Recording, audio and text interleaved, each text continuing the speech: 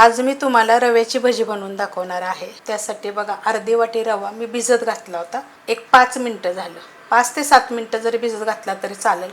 पाणी जास्त टाकायचं नाहीये, जेवढा नुसता ओलसर होईल एवढंच भिजत घालायचं, कारण जर दाखवलं तर परत 5 मिनिटं ठेवायचा।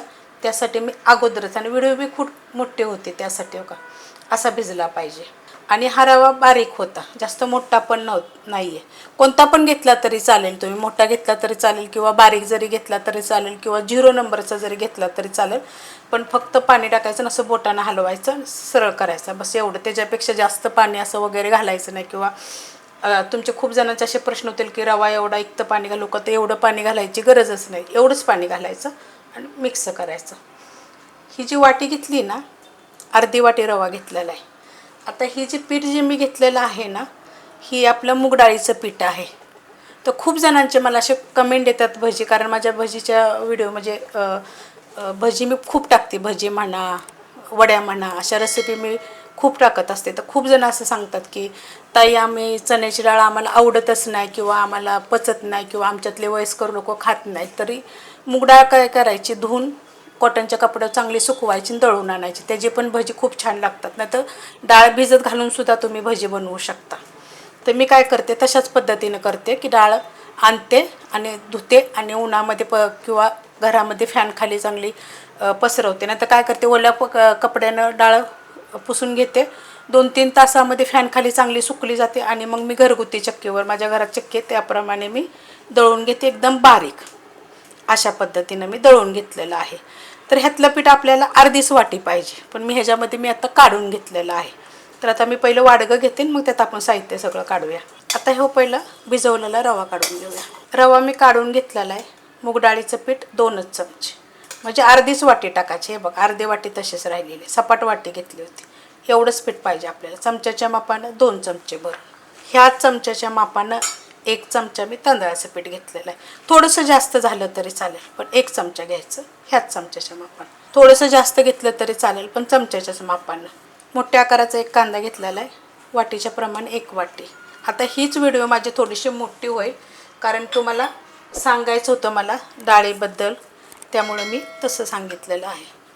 अर्धा चमचा छोट्या आकाराचा ओवा घेतलेला आहे, असं थोडंसं चोळून टाकायचं। सेम आकाराचा अर्धा चमचा जिरं घेतलेलं आहे, कुटून टाकलं तर ना त्याची चव छान येते, पण मी आता चोळून टाकते। थोडंसं कधी पण असं काय करताना ना कुटायचं, थोडंसं आबडधोबड करायचं आणि टाकायचं। भज्यासाठी बघा अशा पद्धतीमध्ये धने पाहिजेत आपल्याला, दरदरे करून कधी पण टाकायचे।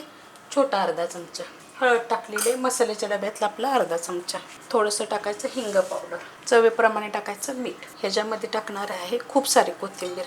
आता ही भजी ना मिठाची पण चांगली लागतात। हिरवी मिरची मी कुटून घेतलेली आहे, पोपटी कलरची घेतली तरी चालेल, मी थोडीशी आज तिखटवाली घेतलेली आहे। आता पहिलं मिक्स करायचं आणि नंतर आपल्याला पाहिजे असलं तर थोडंसं पाणी वापरूया आपण। मिक्स केलेलं आहे, अशा पद्धतीत मिक्स झालेलं आहे। खालीवर चांगलं मिक्स करायचं। भजी करायची नसले की नाही तर गोल गोल आपण चपटे ह्याचे वडे पण करू शकतो। ह्याच्यामध्ये थोडेसे अर्धा चमचा सफेद तेल जरी तुम्ही टाकले तरी चालू शकते। पाणी टाकणार आहे थोडंसं, हवा असेल तर थोडासा सोडा पण तुम्ही वापरला तरी पण चालू शकतं।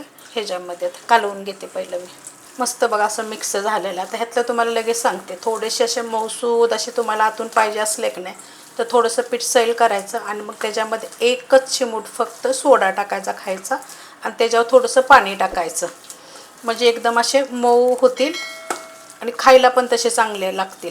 असे जर पाहिजे असले तर असे पण तुम्ही करू शकता। आता आपण बनवून घेऊया। तव्यामध्ये बघा मी हा तवा आहे लोखंडाचा, तेल ठेवलेला आहे गरम करत, गॅस आहे मीडियम। छोटे छोटे सोडायचे, मोठे बिलकुल सोडायचे नाही। तुम्हाला हवं असेल तर मोठे सोडायचे, असे एवढे आकाराचे।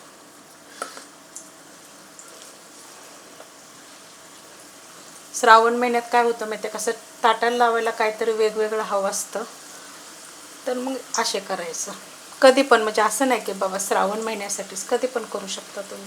तर आता मी बाकीचे पण सगळे सोडून घेते, सोडून घेतलेले आहेत, अजून काही मी हलवलेले नाही आहेत। आता आपण थोडेसे हलवून घेऊया, कारण मधले खालीच आहेत अजून, बिलकुल तेलकट होत नाहीत, तेल पित नाहीत, एकदम छान असे कुरकुरीत मस्त होतात।